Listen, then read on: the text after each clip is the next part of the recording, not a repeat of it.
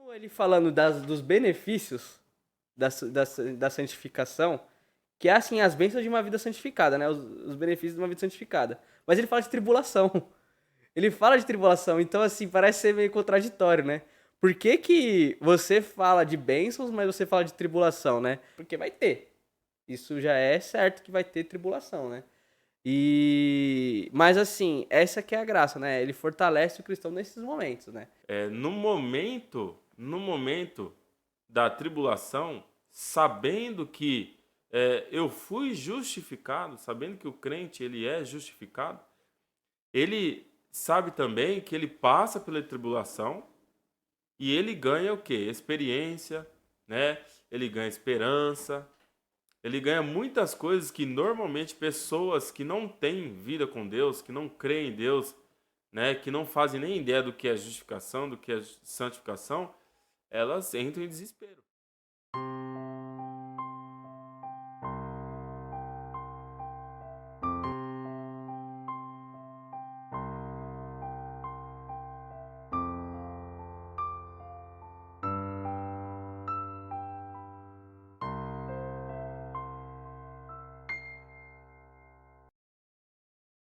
Olá, paz do Senhor a todos.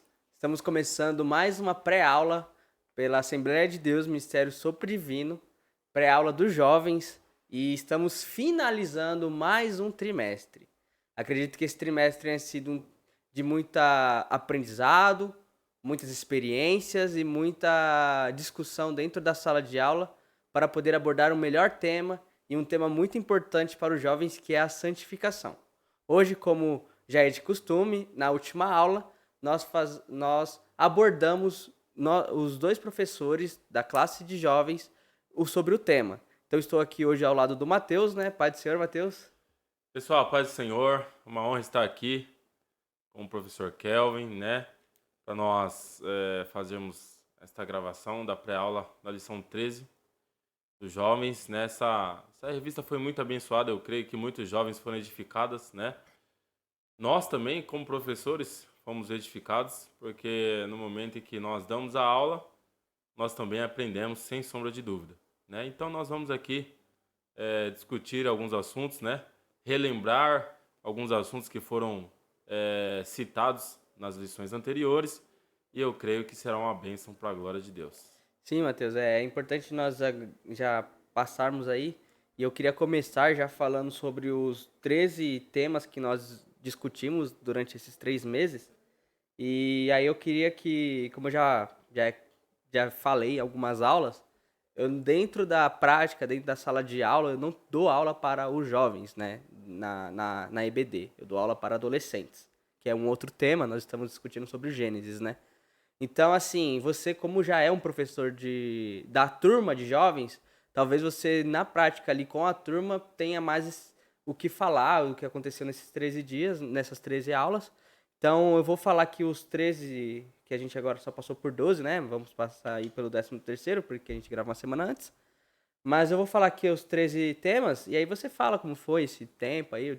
Pega um tempinho Perfeito. aí pra gente poder falar mais sobre como foi esses dias, né? Então, a lição 1 a gente falou sobre santificação, o caminho que leva à vida eterna com Deus. A lição 2 é o pecado sob a perspectiva de um Deus que é santo, do Deus que é santo, né? Lição 3, o temor a Deus é o caminho da santificação.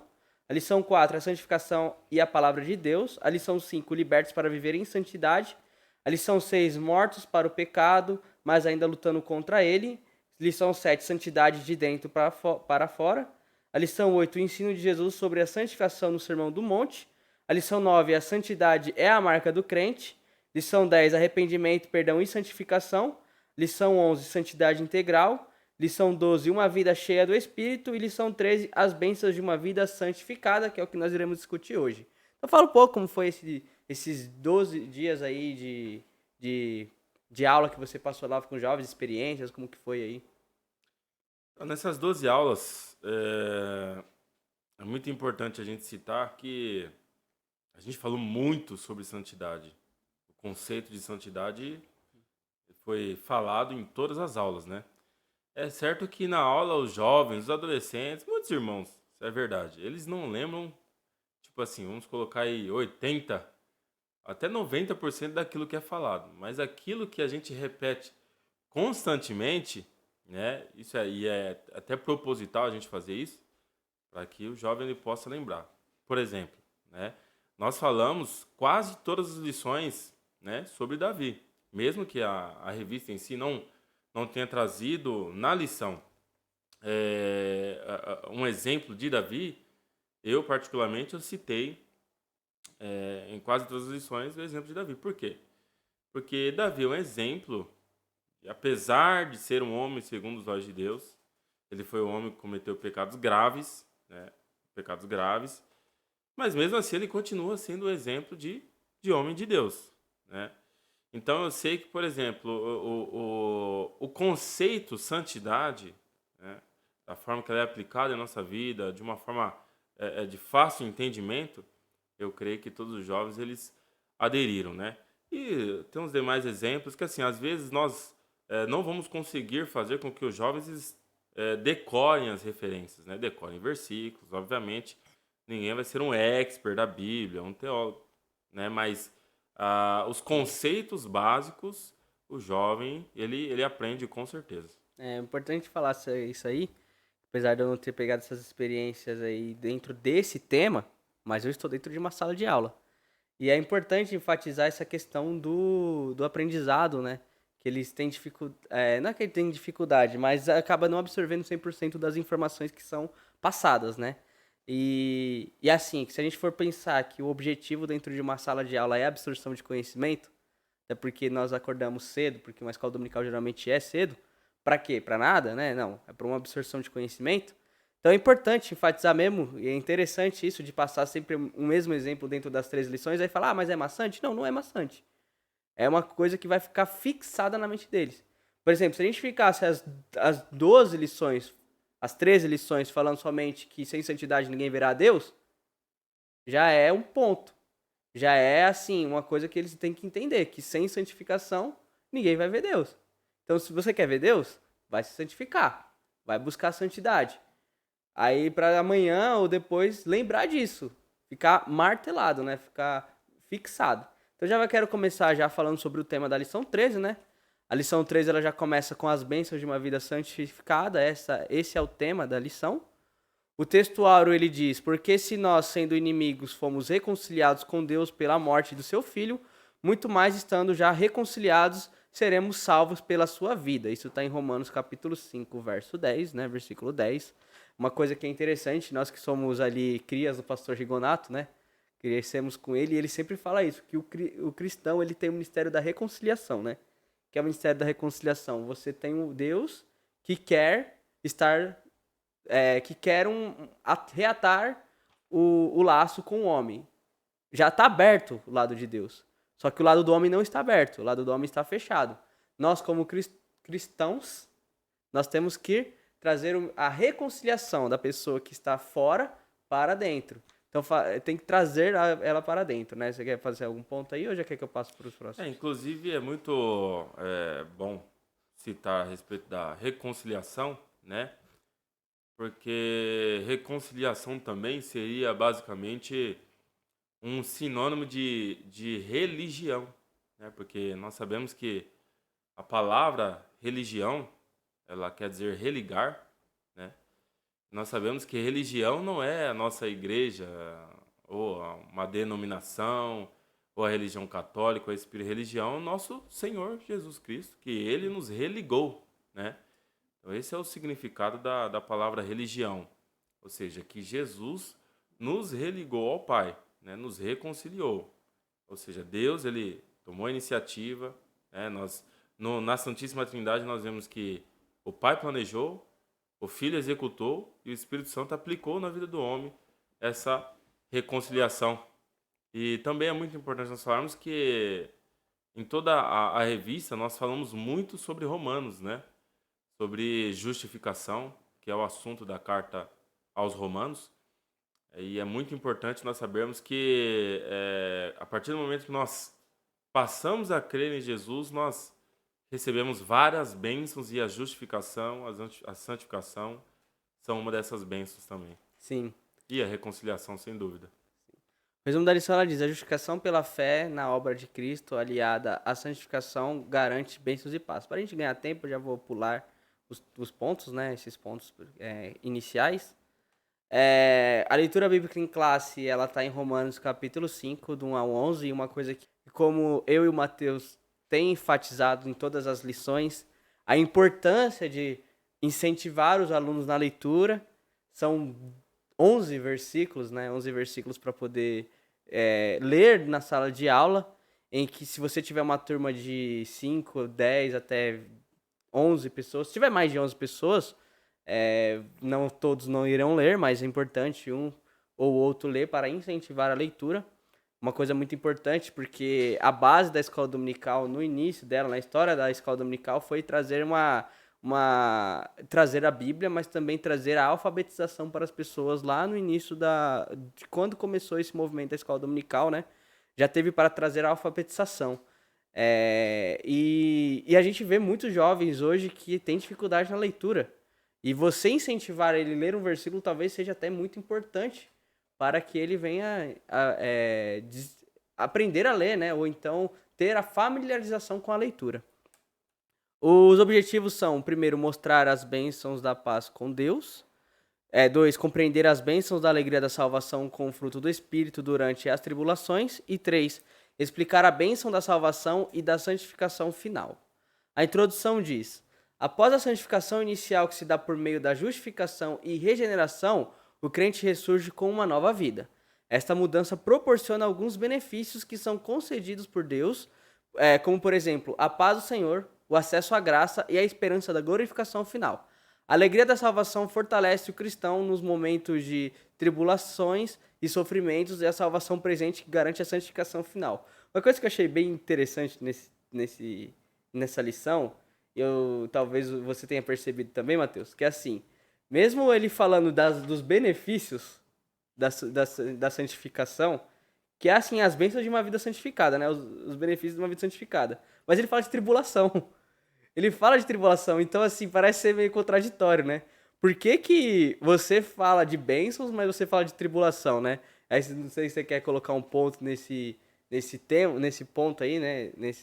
Nessa informação, porque assim, fala que proporciona alguns benefícios, mas no final, que fortalece os cristãos, né, nos momentos de tribulação e sofrimento, porque vai ter. Isso já é certo que vai ter tribulação, né? Mas assim, essa que é a graça, né? Ele fortalece o cristão nesses momentos, né? A santificação, a certeza de que é só passageira essas tribulações. Sem dúvida. Quando nós vemos ali o contexto dessa carta de Paulo aos Romanos, a igreja ela passava por grande tribulação, no sentido de perseguição, né, por causa da pregação da palavra de Deus. E aí nós olhando aqui, né, desde o começo do livro até chegar aqui ao capítulo 5, nós vemos que Paulo ele começa a falar da justificação, ele começa a falar dos benefícios que a justificação traz para a vida do crente, né? E aí ele começa a falar do efeito da justificação nos momentos de dificuldade na vida do crente. Por exemplo, tudo bem, eu fui justificado. Né? Ele dá uma explicação do que é a justificação, de como nós recebemos, que é pela graça, só que por intermédio da fé. A fé é a ferramenta pela qual nós recebemos esta graça em nossa vida. E aí ele começa a falar dos efeitos. Olha, nós recebemos entrada a esta graça pela fé, né? E nós estamos firmes. Ele fala, puxa, aí no momento da tribulação, o que pode me trazer de benefício esta graça? O que eu recebo? Qual que é a diferença? Qual é a diferença que vai fazer na minha vida em um momento de fraqueza, em um momento de tribulação, em um momento de dificuldade, de perseguição? Eu sabendo dessa informação. Aí ele fala, olha, no momento da tribulação, sabendo que eu fui justificado, sabendo que o crente ele é justificado, ele sabe também que ele passa pela tribulação e ele ganha o quê? Experiência, né? Ele ganha esperança, ele ganha muitas coisas que normalmente pessoas que não têm vida com Deus, que não creem em Deus, né, que não fazem nem ideia do que é justificação, do que é santificação, elas entram em desespero. Mas por saber de tudo isso que Deus nos concede, tudo isso que a graça de Deus nos concede, nós podemos descansar, né, e esperar em Deus que toda dificuldade irá passar. E aí no final do capítulo 5, inclusive, é muito importante a gente ressaltar isso, e Paulo ele começa a falar da glorificação. Ele começa a falar da transformação do corpo. E aí ele fala também que lá em 1 Coríntios, né? Aqui trazendo para cá um pouco do assunto, né? Que está envolvido, que lá em 1 Coríntios capítulo 15, Paulo fala assim, olha, se esperarmos em Deus, somente nessa vida somos os mais miseráveis dos homens. É verdade. Né? Então o que quer dizer? A justificação traz para nós um descanso. Por quê? Porque nós sabemos que não importa a dificuldade, Deus nos ensina na dificuldade nós temos experiência e através da experiência nós temos esperança e uma esperança que não traz confusão, ou seja, uma esperança que não traz dúvida, é uma certeza. Por quê? Porque o Paulo fala, porque o Espírito Santo está derramado em nossas vidas, o Espírito Santo nos foi dado. Então, já que nós temos o Espírito Santo em nossa vida, não tem como haver em nossa vida confusão, né? Porque o Espírito Santo ele tira todas essas confusões, né? E nos dá esperança. Já vamos ao primeiro tópico aí, as bênçãos da paz com Deus, né? O primeiro subtópico é a graça da paz com Deus. Aí eu tenho 3 destaques, como eu faço em todas as aulas, né? Eu faço 3 destaques. O primeiro é: o ímpio vive sem paz por causa do pecado, porém o justificado vive em paz. O segundo destaque é: o sacrifício trouxe uma comunicação entre o homem e o Deus e o homem, né? E o terceiro: a comunhão com Deus é a ferramenta para viver uma paz eterna, pois os dois espíritos se interligam eternamente. O primeiro, logo no comecinho do tópico, né? O escritor da revista, ele já faz um contraponto, né? Do ímpio com o justificado. Lembrando que é importante, nós já falamos isso em algumas lições, mas como nós gostamos de enfatizar que as pessoas esquecem, e é importante que nós não somos justos, né? Nós não somos justos, não somos pessoas justas. O pecado está sobre nós. Mas nós fomos justificados, ou seja, o pecado já não tem mais poder sobre nós, pois foi pago o preço do pecado. Então hoje nós somos justificados. E por isso vem a paz. Porque o pecado, ele traz uma culpa para a pessoa. Então a pessoa vive em culpa. Por exemplo, você tem uma dívida, você não vai dormir por causa dessa dívida. Você não consegue... assim, todo mundo tem dívida, obviamente, e nós pagamos nossas dívidas. Mas tem aquelas dívidas que você não sabe se você vai ter condições de pagar. E essas dívidas que te deixam mais com a pulga atrás da orelha, fica sem sono, fica pensando nela o tempo todo. Sim. Por exemplo, você acabou de comprar um carro. Talvez você pense, eu acho que eu tenho condições de pagar esse carro. Mas são 40 prestações, vai lá, 40, 50 prestações. Mas será que daqui 2 meses, 3 meses eu ainda estarei empregado? Você fica com isso na cabeça. Agora imagine o pecado, que é um preço impagável. É a morte, o preço do pecado. Então, assim, ele traz essa culpa, né? O pecado, ele traz essa culpa, porém, como nós tivemos essa dívida paga, é mesmo que você tivesse ganhado esse carro. Ou seja, você não vai ter que pagar o carro, por isso ele já está quitado. Então você tem uma paz, você anda com ele, quando você compra um carro novo, você ainda tá pagando, você nem quer andar com ele, porque você fala assim, não, se quebrar, ou se alguém roubar, ou se acontecer alguma coisa. Então, quando você já tá pago, então você não tem esse problema. E esse sacrifício em Cristo trouxe essa comunicação entre Deus e o homem, né? E essa comunicação, ela é eterna. Pois os espíritos, tanto o Espírito de Deus quanto o Espírito do homem, que veio do Espírito de Deus, pois se você olhar lá em Gênesis 1, ele fala que soprou o Espírito sobre o homem. Então esse Espírito vem de Deus, né? Então é eterno. É só a interligação dos dois Espíritos, né? Essa comunicação que nós temos a partir da justificação. Sim. É muito bom falar. No começo do livro de Romanos, Paulo ele começa a falar que o homem ele se afundou na impiedade, na injustiça, né? E a condição que Paulo coloca a eles é de inimigos de Deus. Por isso que é muito bom, quando a gente fala de justificação, de santificação, É muito bom a gente lembrar da condição do homem antes de ele entregar a vida para Jesus. Qual que é a condição do homem? Ele é inimigo de Deus. Ele é inimigo de Deus. Sabendo disso, aí Paulo vem falando, né, que os homens perverteram, começaram a adorar as coisas criadas ao invés de adorar o Criador. E aí ele fala de homens que foram justificados pela fé, ele dá exemplo de Davi, dá exemplo de Abraão. E aí ele chega no versículo 5 com a ideia de que o homem sem Deus, o homem sem crer em Jesus Cristo, ele é inimigo de Deus. Com essa ideia, ele chega no capítulo 5 com essa ideia. E aí ele fala, justificado, pois, pela fé, temos paz com Deus. Ou seja, ao invés de nós guerrearmos contra Deus, sendo inimigos, agora não, agora estamos do lado de Deus, nós temos paz com Deus. Por isso que é muito importante a gente falar que o homem, enquanto ele não tem um encontro, né, uma pessoa quando ela não tem um encontro com Deus ainda, não tem um encontro com Jesus ainda, ela não vive sossegada. Ela não vive sossegada. Por quê? Porque ela está em guerra com Deus. Ela é inimiga de Deus. Agora não, quando nós somos justificados, vem a paz sobre a nossa vida, porque nós sabemos que nós estamos do lado certo agora. Sim. É que até mesmo se você for olhar o Romanos 8:1, ele fala, né? Portanto, agora já não há mais condenação para os que estão em Cristo Jesus. Porque por meio de Cristo e a lei do Espírito de vida, me libertou da lei do pecado e da morte. Ou seja, nós hoje estamos numa condição de libertos.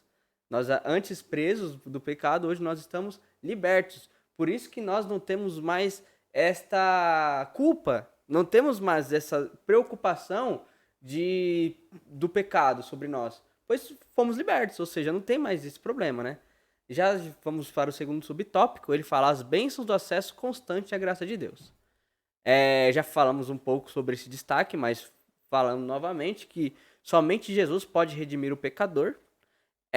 2. O pecado veio para conduzir à morte, opressão e culpa, mas a justificação veio para tirar o homem da condição da culpa. E 3, aí somente pela graça somos salvos por meio da fé. Aqui é interessante porque a gente teve no primeiro subtópico um contraponto do homem ímpio com o homem justificado. Aqui nós já temos um outro contraponto, que é a morte, o pecado e a justificação. Que eu acho que assim, foi a discussão durante todo esse trimestre, que é o seguinte, você trazer esses contrapontos. Logo na primeira lição, a gente fala do profano e do santo. Então, pois tem esse contraponto. É preto no branco, não existe cinza. É pecado e justificação. Se você antes pecado, agora você foi justificado. Se você for olhar ali, então, ele aqui, Romanos 5:2, por meio de quem obtivemos acesso pela fé e esta graça na qual agora estamos firmes e nos gloriamos na esperança da glória de Deus. Acesso à graça de Deus a partir do momento quando nós fomos resgatados por Jesus, ali como somente Jesus pode redimir o homem do pecado, pois somente ele foi aquele que veio como homem, pois o pecado veio por um homem e o pecado tinha que sair por um homem. E aí Jesus vem, vive a vida como um homem normal. Esses dias nós estávamos na aula aqui de teologia, e aí nós estamos estudando sobre cristologia aqui na aula, né? E aí e na cristologia tem o Cristo e Jesus sendo homem, né? E por ele ser homem, não é que Jesus ele veio na Terra aqui e foi um monge que ficou dentro de um monastério, não. Fala que ele viveu entre as pessoas, passou como um judeu, jovem judeu, teve amigos, viveu, mas não pecou. Ou seja, houve ali um sacrifício perfeito por um homem que viveu. Às vezes a gente esquece desse contraponto de que Jesus ele viveu como homem, assim como eu, você e todos que estão aqui nessa sala e todos que estão vendo aí nesses vídeos aí no YouTube. E ele viveu como nós, sofreu as mesmas tentações, foi tentado no deserto, mas ele resistiu. E por ele ter essa resistência, ele foi apto ao sacrifício. Foi lá, se sacrificou, e por ele ter pago isso, ele é o único que pode redimir o pecado. Antes mesmo dele ser crucificado, antes mesmo de ter pago, ele fala, né, seus pecados estão perdoados ali para o coxo, e que ele fala, seus pecados são perdoados. As pessoas logo olham pro lado e falam, mas quem é esse para poder perdoar pecados? Eu falo, o que é mais fácil? Falar se os pecados estão perdoados ou levante e ande? Então, já que vocês estão tão incrédulos, levante e ande. O homem vai lá e levanta. Ou seja, ele tem esse poder, tanto de perdoar pecado, porque só ele pode redimir o homem do pecado. Amém. Isso é glorioso, né? O acesso, né?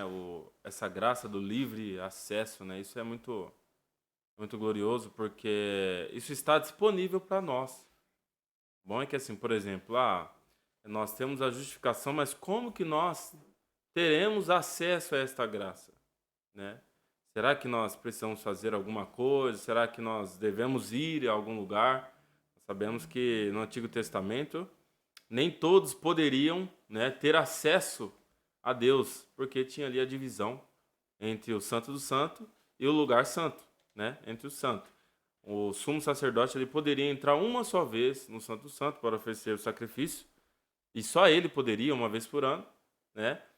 E aí quando Jesus morreu, a Bíblia diz que o véu do templo se rasgou, ou seja, há uma abertura ali, não é mais só o sumo sacerdote que tem o livre acesso.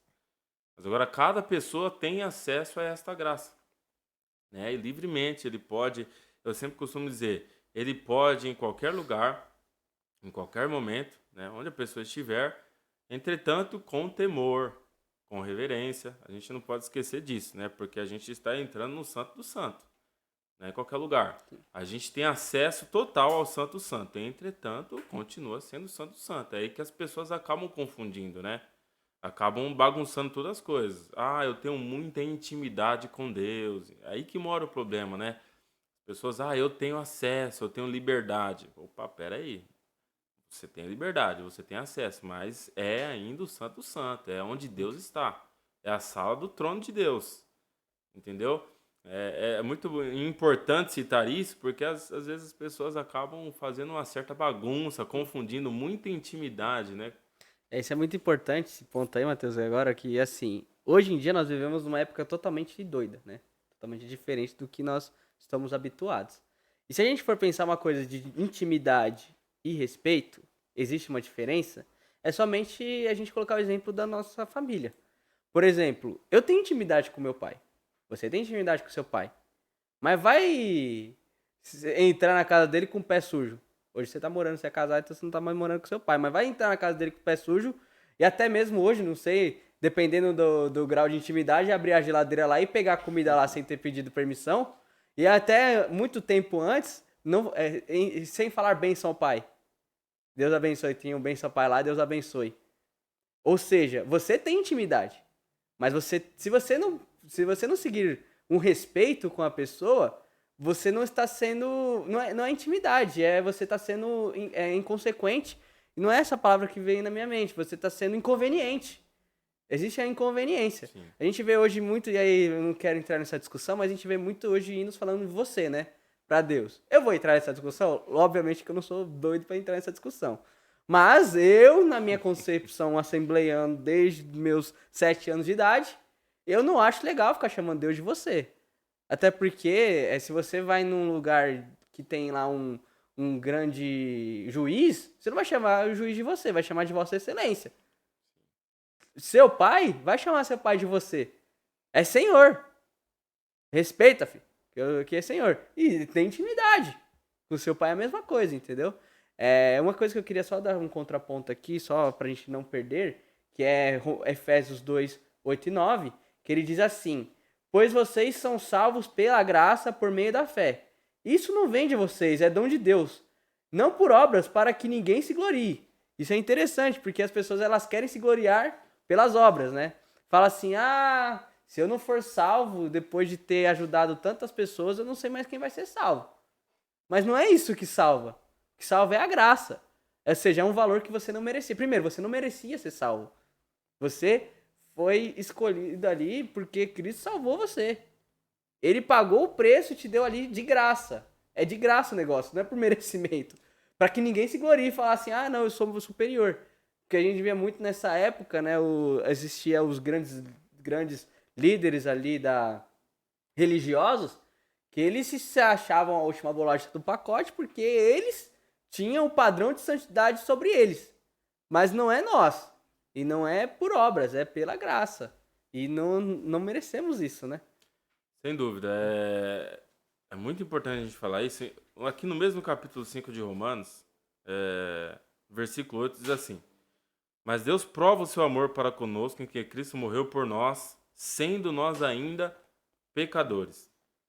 Complementando o que você falou, quando o versículo diz ainda, sendo nós ainda pecadores, ou seja, está querendo dizer exatamente que a gente não é merecedor daquilo que Deus fez por nós.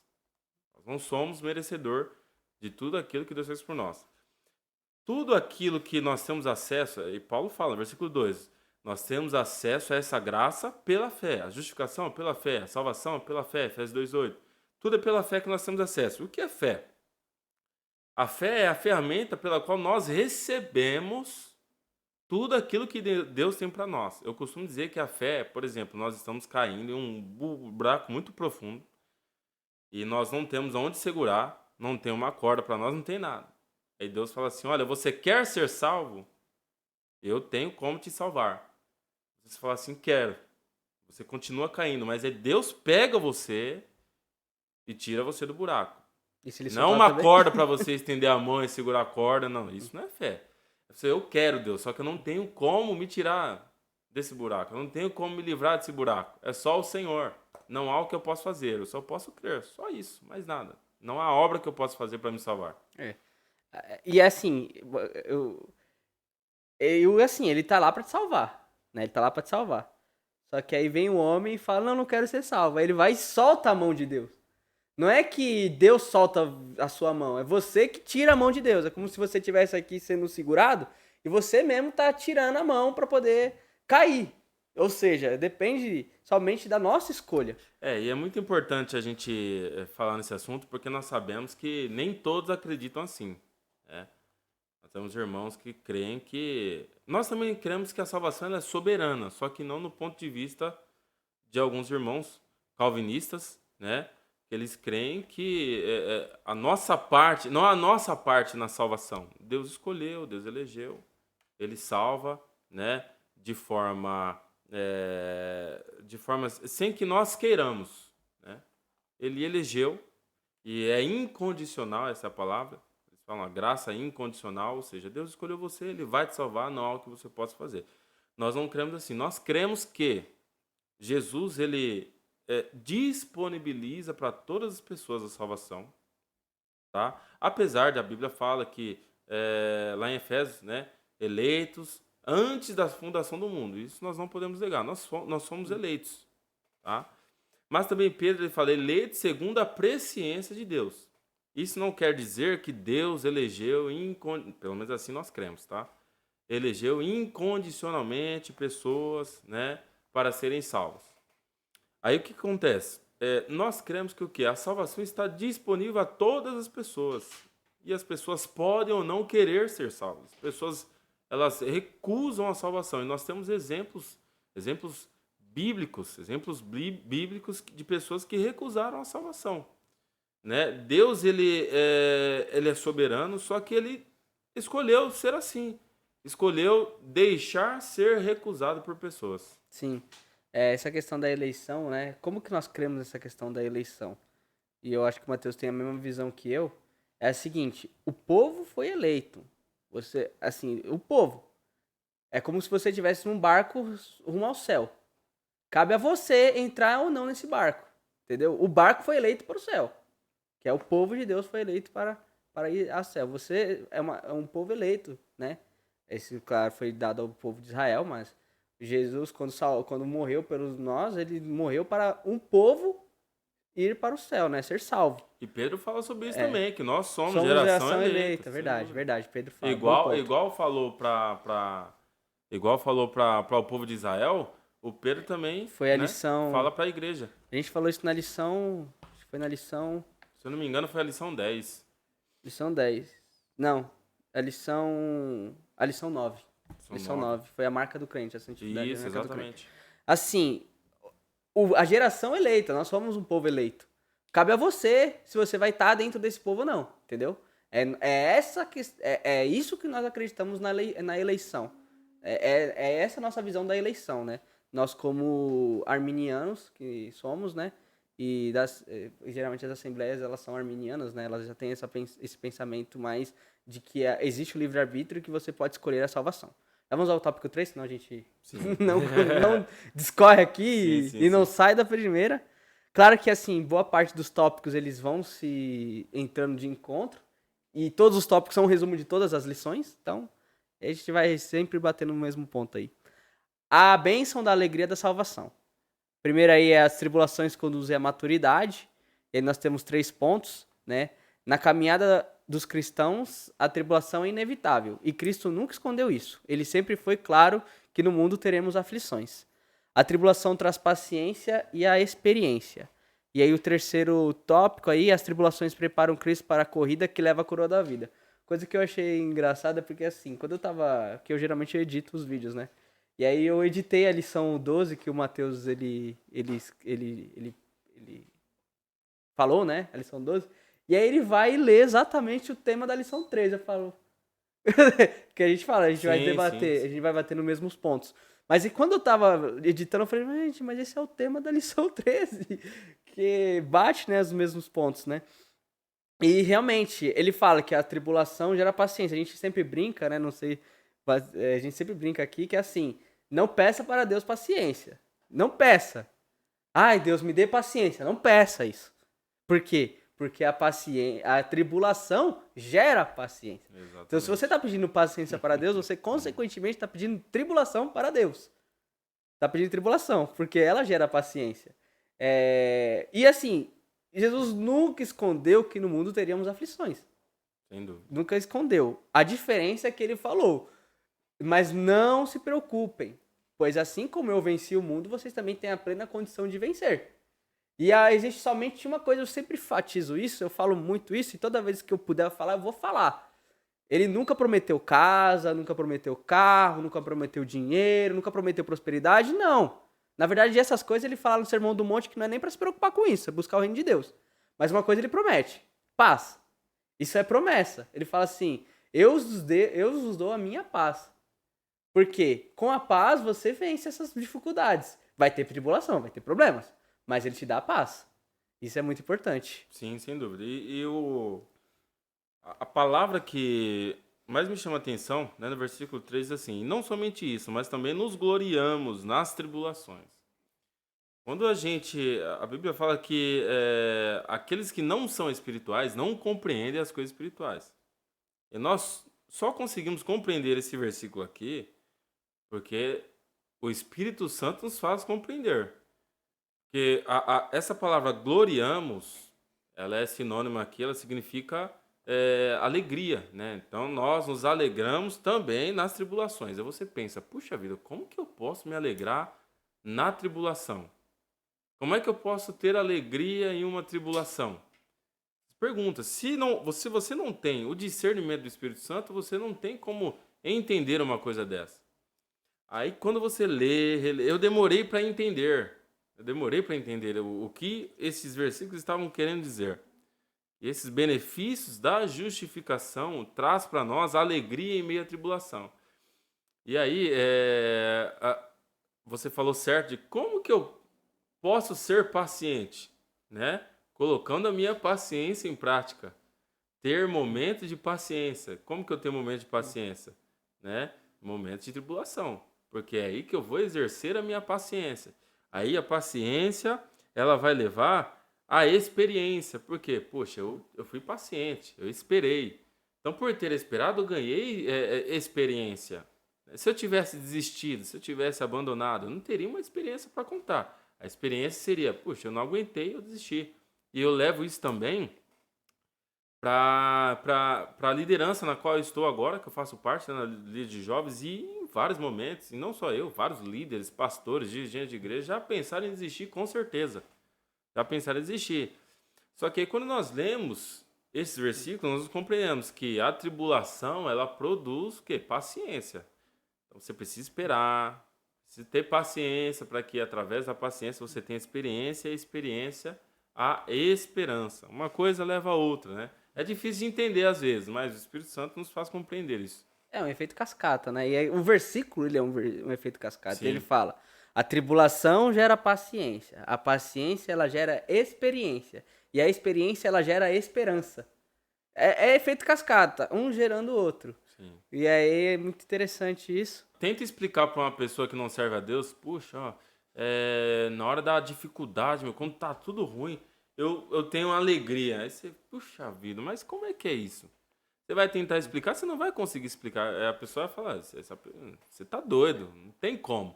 Fala assim, não, isso é um fruto da justificação na vida do crente, é o fruto do Espírito Santo na vida do crente, são as bênçãos do Senhor na vida do crente. Até porque nós, como cristãos, nós aprendemos uma coisa, que é o seguinte. Assim como eu falei logo no começo desse tópico, que fala que Jesus ele não nos prometeu bênçãos materiais, Sim, e ainda falou que no mundo teria aflições, nós já temos isso na nossa cabeça. Por quê? Tá bom, não se preocupa. Você vai ter tribulação, você vai ter problema. Mas não se preocupe, pois você vai ter paz também. Por que paz? Porque você já sabe que isso pode acontecer a qualquer momento. Hoje nós estamos empregados, mas e amanhã? é. Amanhã. E se Jesus falar assim, agora eu preciso que você trabalhe mais na minha obra? Vou te tirar do emprego. Se você é um cristão de verdade, você tá tranquilo. Você fala, não, amém. Eu já tive um momento de situações como essa, em que eu vi o mundo inteiro ao meu redor apreensivo, e eu lá. Claro, não estava 100% confiante, mas eu sabia que se acontecesse alguma coisa, Deus me daria ali um escape, me daria uma tranquilidade. E aí as pessoas viam isso e falavam, nossa, cara, mas você tá tão tranquilo?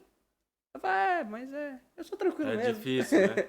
Não é Difícil. fácil, não é fácil, obviamente que não é fácil. É uma coisa que também, às vezes as pessoas pensam assim, nossa, a minha dificuldade não é nada perto da dificuldade de outras pessoas, né?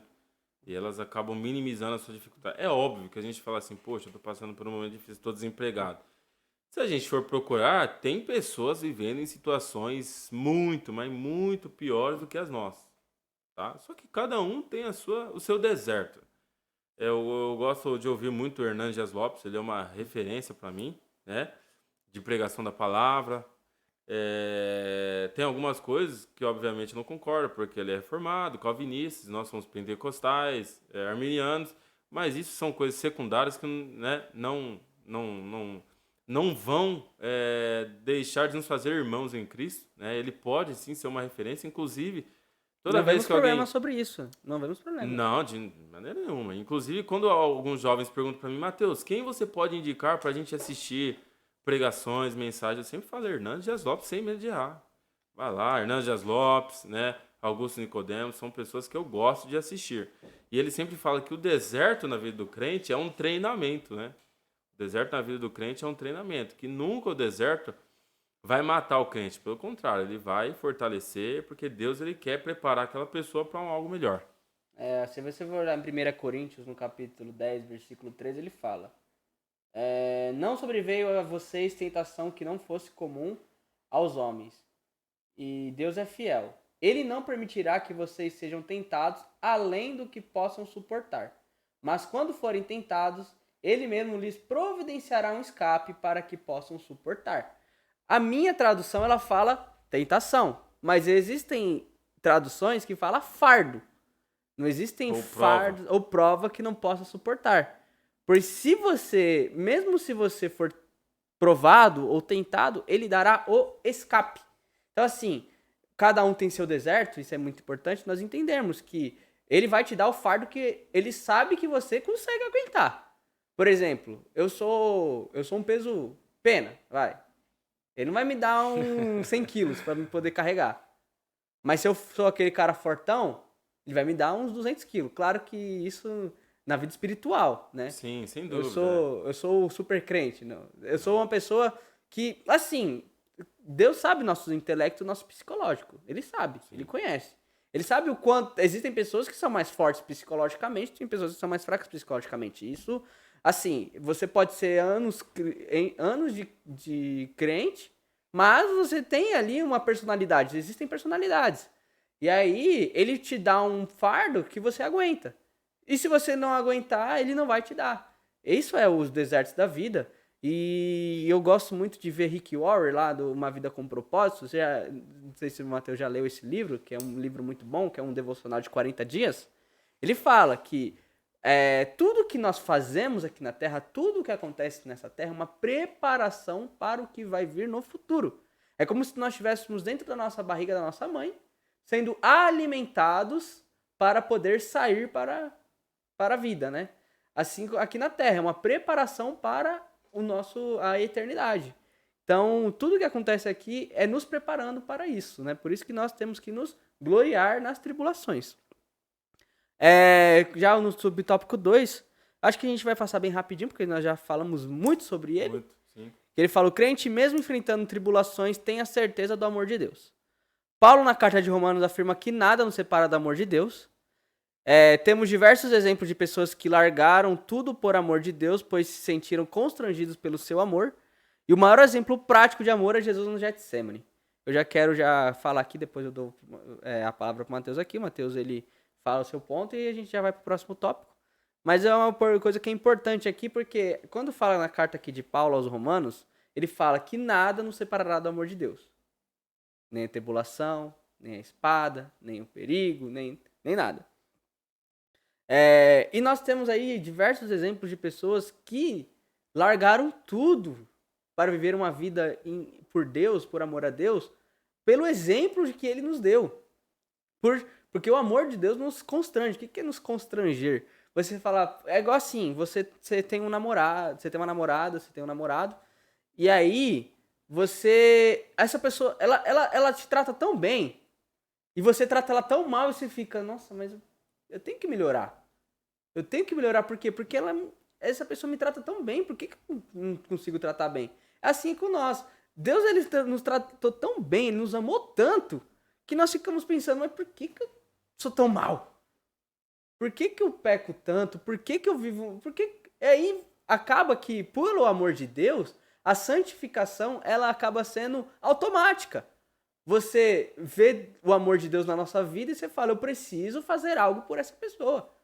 Eu preciso fazer algo por Deus. Eu preciso também fazer a minha parte. E aí buscamos a santificação.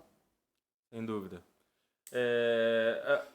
A carta aos Romanos é uma carta assim, né, muito, muito linda. Traz para nós convicção, né? Do meu ponto de vista, quando Paulo assim, o que nos separará do amor de Cristo, né? Eu vejo que ele quer passar uma convicção. Toda a carta ele quer passar uma convicção de que nós somos justificados e que Deus, ele tem preparado para nós algo que ninguém pode tomar. E ele tenta procurar exemplos de coisas, né, que poderiam, né, que talvez tivesse uma possibilidade de afastar os crentes do amor de Deus que está em Cristo Jesus. Ele fala, será que é a morte? É a vida?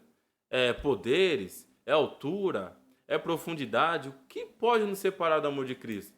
Ele fala assim, se Deus não poupou nem o seu próprio filho, o que ele não nos dará, né? O que ele nos dará? Então não há como a gente não receber aquilo que Deus nos prometeu. Não há como nós recebermos a salvação, não há como nós não recebermos a glorificação. Isso tudo já está preparado para nós. Então eu vejo que ele quer tirar, talvez, de alguns irmãos aquela dúvida, né? Porque nós vemos que muitos irmãos hoje também, e é por isso que é importante a gente citar que a Bíblia é atemporal. A Bíblia é atemporal. O que isso quer dizer? Ela serve para nós tanto quanto serviu no passado. E vai servir no futuro ainda, né? Então há muitos irmãos que eles não têm convicção.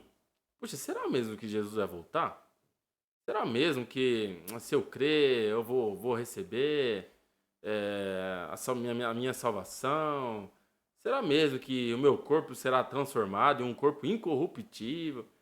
Então eu vejo aqui uma mensagem de convicção, né? Que Paulo ele passa aquela convicção, que vai nos separar do amor de Cristo.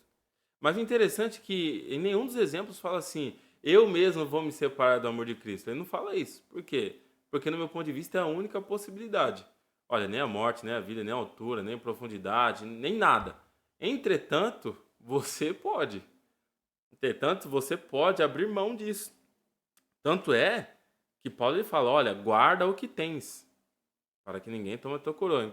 Perdão, é João que fala nas cartas às igrejas. E ainda Paulo também fala, em 1 Coríntios, ele fala assim, olha, aquele que está em pé, cuide para que não caia. Entendeu? Então, no meu ponto de vista, Paulo ele passa essa convicção, né? Olha, irmão, você pode acreditar sem medo de errar. Aí no capítulo 8, versículo 1, ele fala, olha, nenhuma condenação há. Talvez uma pessoa tenha dúvida, será mesmo que... vai que lá no fim de tudo, né? Eu seja condenado. E Paulo fala, não, nenhuma condenação há. Só que ele dá a condição. E nós falamos isso em uma das lições também. Tem uma condição. Nenhuma condenação há para aqueles que estão em Cristo Jesus, que não andam segundo a carne, mas segundo o Espírito. Sim. Vamos já ao terceiro subtópico, ele fala, o amor de Deus é provado pela morte vicária de Cristo. Aí nós temos 2 destaques, ele fala, ninguém na história, além de Jesus, entregou sua vida por um injusto. Geralmente é o contrário. E devemos lembrar do sofrimento de Jesus quando estivermos passando por tribulações, pois maior foi o seu sofrimento. Então, assim, aqui é o seguinte, você está passando por alguma dificuldade? Lembra que Jesus passou por uma pior. Lembra que ele passou por... Ele teve num Getsemane, quando você vai lá no Getsemane, que a gente falou um pouco anteriormente, mas nós só passamos, nós não falamos muito. Mas no Getsemane ele fala assim, Pai, se for possível, afaste-me desse cálice. Tem muita gente que acha que isso é por todo que ele ia passar. As chibatadas, a coroa de espinho, a cruz, mas não é isso, gente. Não era isso, não era a sua mortificação do seu corpo. Ele estava querendo por causa do pecado. Ele sabia que o pecado traria uma separação dele com Deus. E até mesmo quando ele está na cruz, ele fala, Deus, por que me desamparaste? Deus meu, por que me desamparaste? Deus ele não podia ver o seu filho na cruz cheio de pecado como ele estava ali, com todo o pecado da humanidade sobre ele.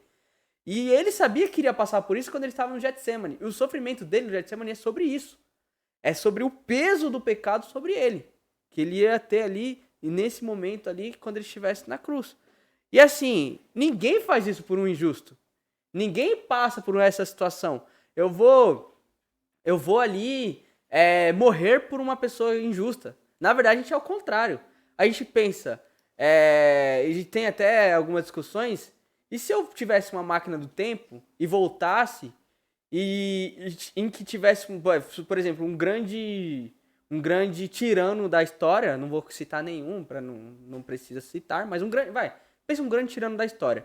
Se eu tivesse uma máquina de tempo e voltasse no momento em que esse tirano estivesse engasgando, será que eu salvaria ele sabendo tudo que ele ia fazer no futuro? Nós temos essa visão de que, talvez eu não salvaria não. Talvez eu não faria isso. Mas Jesus não pensou nisso. Ele olhou esse tirano, ele olhou esse cara. Ele não morreu só pelos santos, ele morreu por injustos. E ele fala assim, não, eu vou morrer por ele também. Exatamente. Ele se sacrificou por essas pessoas. Se você colocar isso na balança, você entende a grandiosidade do sacrifício de Cristo. Se você colocar isso na balança, você balança. Você acaba balançando. Você balança, é verdade. Você fica pensando, poxa, é verdade, hein? Porque o sofrimento de Cristo, assim, tudo... E assim, esse pecado foi sobre Cristo lá na cruz. Entendeu? A culpa desse pecado, que foi culpa de pecados, foram anteriormente, e como os pecados do futuro. Que Jesus ali morre no ano 29, ali, próximo do ano 29. E aí os pecados desses tiranos, que eu não tô citando o nome, mas talvez você já tenha na sua cabeça pensando em alguns aí. Ele morreu por esses pecados, e esses pecados foram impostos sobre ele lá na cruz. Olha o peso disso. Nós tivemos um exemplo essa semana, não sei se todos viram, mas o Pedrinho Matador, né, ele foi assassinado. E aí saiu na mídia que ele até se batizou um tempo atrás, que ele se converteu. Saiu até o vídeo do batismo dele. Eu não sei se vocês conhecem a história do Pedrinho Matador, mas ele foi um dos maiores assassinos do Brasil. E aí muitos colocam em pauta isso, né? Puxa vida, o cara faz tudo de errado a vida inteira e depois quer se converter. E uma vez eu estava conversando com uma amiga de trabalho, nós estávamos falando sobre um rapaz, né? Ele era um criminoso e aí ele teve um encontro com Deus, segundo nós soubemos. E ele mudou de vida, inclusive ele passou até a trabalhar, ele abriu uma rede de açougues, nós soubemos da história dele. E ela me questionava, falou assim, é sempre assim, né? A pessoa vive a vida inteira no crime e quer se converter, depois que é preso. Aí eu fiquei pensando, falei, puxa, mas essa é a intenção, né? Porque às vezes as pessoas, elas diferenciam, no quesito de salvação, diferenciam uma pessoa boa, de boas obras, né? Não necessariamente um cristão, mas pessoas boas, de pessoas que causaram grandes dores na humanidade. Exemplo, vamos citar um exemplo aqui. Vamos colocar o Hitler, né? Adolf Hitler, do lado de uma senhora, a Dona Maria da esquina, que sempre foi muito bem conhecida, né? Mas ela não creu em Jesus. Diante de Deus, essas pessoas estão lado a lado. Adolf Hitler, que matou milhares de pessoas, e a Dona Maria, que não crê em Jesus. Por quê? Porque se a gente colocasse que a Dona Maria está na frente de Hitler, nós estaríamos falando que a salvação ela veio por intermédio das obras. A Dona Maria ela tem obras melhores do que o Hitler, né? O Hitler ele não tem obras e tem muitas maldades na vida dele, então a Dona Maria está na frente dele. Só que se ambos não crerem em Jesus, ambos não serão salvos. E a Bíblia, ela enfatiza isso, ela coloca bem nitidamente que a salvação é por intermédio da fé e não vem pelas obras para que ninguém se glorie. E aí, no versículo 7 diz assim, do capítulo 5 de Romanos, porque apenas alguém morrerá por um justo, pois poderá ser que pelo bom alguém ouse morrer. O que isso quer dizer? O Paulo ele traz a lógica na carta dele. Ele traz a lógica. Olha, é normal que alguém morra por alguém bom. Poxa, eu conheço uma pessoa, meu filho, minha esposa, né? Eu tenho um amigo, eu estou vendo que ele está atravessando a rua, ele não viu o carro. Se eu puder fazer algo para salvar ele, mesmo sabendo que eu vou me danificar, né? Que eu vou até mesmo morrer, eu vou fazer aquilo. Porque é alguém bom para mim, é alguém que eu amo. Agora, o sacrifício de Jesus, ele vai na contramão da lógica humana. Ele vai na contramão da lógica humana. Porque a Bíblia é clara em dizer que Jesus, ele morreu não pelos bons, mas pelos maus. Mas pelos maus. E esses maus, essas pessoas más, incluem nós. Inclui uma Dona Maria, né? Que é uma senhora muito boazinha, que todo mundo gosta dela na vila. Entretanto, ela não crê em Jesus. Por isso que é muito importante a gente ressaltar, não é por obras. Uma vez, quando eu era criança, eu me perguntava, puxa, eu tinha uma professora, né? Uma professora tão legalzinha. Cara, minha professora, ela é tão boazinha. Será que ela não vai ser salva só porque ela não é crente? Eu me fazia essa pergunta, aí depois eu entendi, não é por obras, não é porque a gente é bonzinho, é por crer. Crer. E aí as obras são manifestas através da nossa fé. A nossa fé ela é manifesta de uma forma. Como que eu tenho fé? Ela vai se manifestar. Aí sim, através das minhas obras. Se você for olhar Romanos capítulo 3, versículo 23, ele fala, né? Pois todos, né? Assim, alguns não, todos pecaram. E destituídos da glória de Deus. Aí o versículo 24 ele complementa. Sendo justificados, não foi por um preço, mas gratuitamente por sua graça. Por meio da redenção que há em Cristo Jesus. Ou seja, é só Cristo, só a redenção de Cristo ali no momento que ele pagou ali nossos pecados, é que traz o reencontro, né? O reencontro de Deus do homem com Deus. E essa interligação traz o próximo tópico, que é a salvação. Ele fala, o tópico 3, né? A bênção da salvação e a santificação final. Primeiro é a salvação, ele fala. Onde estaríamos se não fosse a graça de Cristo? Eu faço uma pergunta aqui, importante fazer dentro da sala de aula. Onde estaríamos se não fosse a graça de Deus? A graça de Cristo, que ele também faz a pergunta, o escritor. Sem a graça ainda estaríamos na condição de pecadores condenados. Mas Cristo fez a reconciliação sem nenhuma condição prévia. Alguns cristãos se esquecem da maior bênção dada e ainda questionam e exigem coisas que nem merecíamos. Isso é muito importante, muito É muito interessante. interessante a gente falar nisso. Hoje nós vemos igrejas que as neopentecostais é muito bom a gente dar nome, sabia?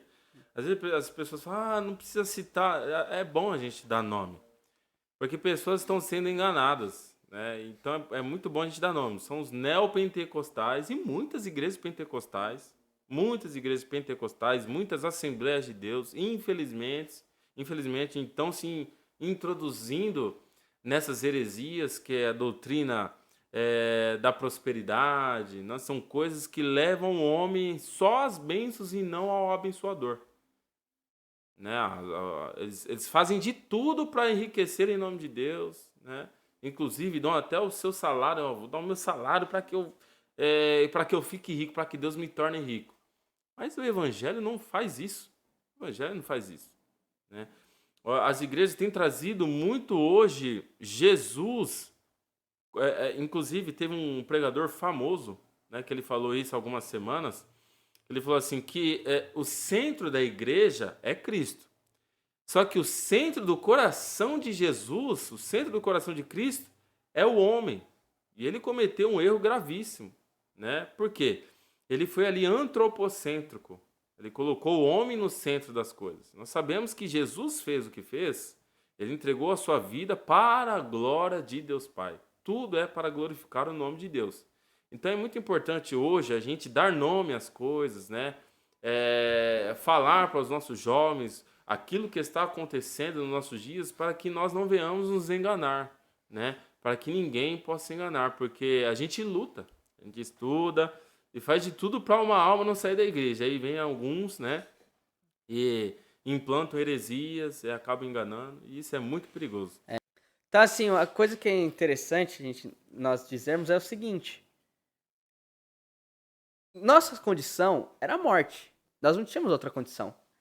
Nós iríamos morrer. Esse era o preço que foi nos imputado. Só que aí veio Cristo e pagou esse preço, nos trazendo a justificação. E trazendo a justificação, ele também traz o livre acesso a Deus. Olha a bênção que ele traz para nós. Para nós ainda ficar falando, mas se você der 100, você vai ganhar 200. Não, porque eu tenho que exija para Deus aí que se você é filho do rei, você merece o melhor dessa terra. É assim, são coisas que eu não consigo entender porque que nós ainda vemos isso. Vendo na Bíblia que em momento nenhum Jesus fala que vai nos prometer coisas terrenas. Porque muitas vezes eles utilizam, né? Essas pessoas que utilizam a teologia da prosperidade utilizam lá as bênçãos dadas para os judeus. Mas aí é bênçãos dadas ao povo judeu. Deus prometeu ao povo judeu prosperidade. Isso é verdade. Bênçãos aqui na terra. Mas para nós foi bênçãos espirituais. E tem que separar isso. E Deus promete para nós também bênçãos, né? Deus, eu vejo que a intenção de Deus é nos abençoar. Agora, fazer disso... Mas não é uma condição, né? Fazer disso uma primícia, não. Deus tem que me abençoar. É igual, olha, bem rapidinho. O Augusto Nicodemos, ele estava contando que ele estava ouvindo na rádio um culto, né? E ele falou que o pastor, chamou alguns irmãos para contar umas bênçãos. Aí chegou uma irmãzinha e falou: ô irmão, Deus me libertou, tal, tava numa vida tão perdida e ele me salvou, agora eu sirvo a Deus, não sei o que. Ele mesmo, irmã, glória a Deus, mas e a bênção, qual que é? Você vê qual que é o nível, né? E a bênção? E a bênção? Cadê a bênção, irmã? Você não vai contar? Isso é importante, né? E você vê que isso está implícito na cabeça de muita gente. Tem muita gente que fala, minha vida é tão difícil. Será que Deus vai comigo? Porque eu passo tanta dificuldade. Assim, gente, nós também não estamos condenando quem é rico, quem tem condições. Quem tem condições, se Deus puder me abençoar com a vida mais tranquila, claro que eu não vou pedir para Deus isso, uma vida mais tranquila, mas se ocorrer de eu ter uma vida mais tranquila, amém. Mas, assim, o problema não é ter condições de ter uma vida, é você exigir de Deus isso. Fala assim, não, se Deus não me der uma condição melhor, eu não vou ser cristão. Aí que tá o erro. Deus abençoa a pessoa de acordo com que ele abençoa da maneira que ele achar que deve abençoar. Então, assim, se você é uma pessoa que batalhou também, né? não é bíblico, mas quem cedo Deus abençoa quem cedo Quem cedo madruga. madruga. Deus abençoa quem cedo madruga. Heresias, né? Heresias capítulo 3, Isso. versículo 3. Deus abençoe. Isso é até para jovem, como é uma pré-aula de jovem. Jovem, busque seu estudo. Busque uma vida profissional. Amém. Se Deus abençoar, mas Deus abençoar através do seu esforço. Aí sim, através das suas obras. Não é porque Deus vai abençoar lá e vai te dar dinheiro. Não. Ele vai abençoar através do seu esforço. Aqui na terra, tá bom? Do suor do teu rosto comerás teu pão. Né? Isso, que já é uma condição dada para nós mesmos. Né? Basicamente Deus ajuda quem cedo madruga. Eu acho que se Deus estivesse lá no começo lá, Adão, Deus, eu vou te ajudar se você cedo madrugar. Poderia ter falado isso para Adão. Vamos lá. A salvação mantida pela santificação, ele tem 3 destaques. Eu vou já ler os dois juntos, né, sobre a santificação e a glorificação, porque já estamos mais de 1 hora aí, né? Paulo demonstrou sua gratidão pela mudança que o encontro de Cristo trouxe à sua vida. Ele largou sua vida antiga de status social, mas agora ele tinha a convicção de sua justificação, como ele diz, guardei a fé. E a segurança da salvação vem através de uma vida devota a Deus em santidade. O terceiro subtópico, a salvação futura, é a glorificação que será obtida com a santificação final. Paulo queria que todos tivessem a mesma convicção que ele tinha de sua salvação. Ele tinha certeza que receberia a coroa da justiça no futuro. As pessoas que vivem com a santificação faz a vontade de Deus com alegria e sabe só com a santificação verá o Senhor. É interessante porque isso vem de encontro com o que nós estávamos discutindo. Pois Paulo ele tinha uma condição social muito boa. E Paulo ele larga tudo isso para ver uma vida com Cristo. E aí isso mostra e traz alegria para ele da convicção de sua justificação. Ele é convicto naquilo. E é interessante que antes dele morrer, antes dele que ele vai para Roma para ser executado, ele fala: guardei combati o bom combate, acabei a carreira, guardei a fé. Ou seja, ele viveu a vida dele com a convicção da sua salvação, ele combateu o bom combate, ele viveu por Cristo, ele acabou a carreira, ele sabia que ele estava acabando tudo ali, já era o fim, né? Tudo que ele podia ter feito, ele fez sem arrependimento e guardou a fé. Apesar de tudo isso, você vê muitas pessoas que vivem uma vida há muitos anos na igreja e só por ter tempo na igreja, que a gente tem muito pastor falando isso, pastor Ignato, ele fala que tem o crente velho e o velho crente. Você pode ser um crente velho, que é o quê? Você é velho, mas ainda é crente da sua salvação, porque você vive uma vida com Deus. Mas tem o crente velho. Tem o velho crente e o crente velho. O velho crente, tá velho, velho né? crente é uma pessoa que já está na sua idade avançada, mas ainda é crente. Mas tem o crente velho. O que é o crente velho? Envelheceu, ficou rabugento, perdeu a essência da salvação sobre a sua vida e nem sabe se tudo que foi feito em toda a sua vida vai servir e se ele vai ser salvo. Mas Paulo não. Paulo ele tinha convicção da sua salvação e ele até fala, guardei a fé. Isso é muito importante, muito interessante. Bem rapidinho, assim, né, o que eu vejo sobre isso é que não é bom as pessoas ficarem falando isso não, porque às vezes a gente vê algumas postagens de pessoas, né, falando, se referindo a outras pessoas, ó, ele, né, combateu um bom combate, ele guardou a fé, ele, né, só que eu acho que isso é uma coisa específica de Paulo, porque Paulo foi um grande homem. Sim, nós podemos fazer uma retrospectiva da nossa vida e falar, puxa, eu servi a Deus firmemente. Só que eu não acho bom as pessoas ficarem falando isso de si mesmo. Eu, por exemplo, eu não falaria isso de mim mesmo. Apesar, assim, a gente tem convicção do que a gente faz, do que a gente crê, né? Só que seria, de certa forma, até, não no exemplo de Paulo, do nosso exemplo. Paulo tem uma história, assim, excepcional. Se todos nós fôssemos iguais a Paulo, sem problema nenhum, poderíamos falar, poxa, combati, tal. Esse é o meu ponto de vista. Importante. Então já vamos para a conclusão já? Vamos? Já está no momento. Só falar um pouquinho da glorificação. É importante nós entendermos que a santificação final, que eu acho que a gente não falou muito sobre isso nas 12 lições, mas assim, a salvação ela é progressiva, ela é instantânea. Assim que você é salvo, você já é santificado. Ela é progressiva, você vive agora uma santificação progressiva, que você precisa buscá-la Sim. constantemente. É. E haverá um momento da santificação final, que aí é a glorificação. É no momento que você tem ali o seu estágio maior de homem perfeito, né? Sim, É que sim. você chega ao mesmo estágio de Cristo, que é a sua santificação ali total, que é a sua glorificação. Tem um livro excelente, que é um capítulo excelente da Bíblia para a gente compreender essa santificação, que é a glorificação. 1 Coríntios, capítulo 15, né? Leia todo esse capítulo que aí vai dar para entender perfeitamente o que é glorificação. Ótimo. Já vamos à conclusão? Nessa lição aprendemos que a justificação e a santificação inicial são acompanhadas de bênçãos maravilhosas, como a paz com Deus, a alegria da salvação e a esperança na promessa da glorificação e vida eterna com Deus. Lembrando que para garantir essas bênçãos é preciso que mantenhamos uma vida em santidade contínua e progressiva para atingir a santificação final com a glorificação. Mateus, acho que foi muito bom essa revista, foi muito Muito bom. importante. Ela bateu pontos muito interessantes para os jovens. É um tema que nós falamos muito em congressos de jovens sobre santificação. Parece que só jovem precisa buscar santificação, mas não. Os adultos também precisam buscar santificação, porque todos pecaram, não só os jovens. Não está falando os jovens pecaram, não, todos pecaram. Sim. Mas para os jovens é porque os jovens são bombardeados todos os dias com coisas profanas. Assim, não que os adultos não sejam, também são. Mas o jovem é na escola, é no trabalho, é em casa, na internet, no celular, hoje em dia em tudo.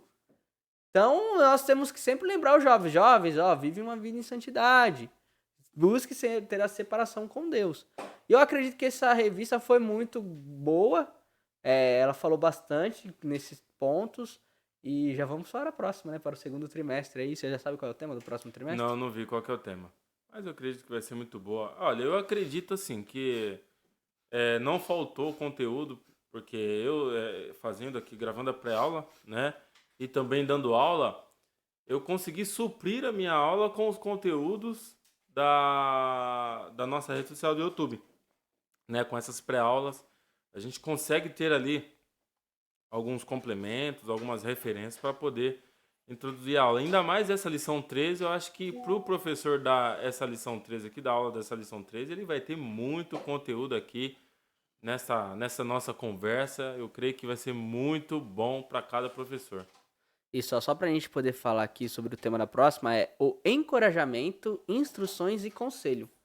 Ele vai falar aqui o alcance da vida cristã feliz com os ensinos dos Salmos. Ou seja, a gente vai falar sobre Salmos no próximo trimestre, tá? Show de bola. Show de bola. aí 150 capítulos não. Salmos não 150 tem. salmos. Já começa aí já. Salmos não tem capítulos, tá? 150 salmos. 150 salmos para nós podermos destrincharmos durante 13 aulas, tá? Já quero agradecer por mais um trimestre que completamos. Foi o primeiro de jovens.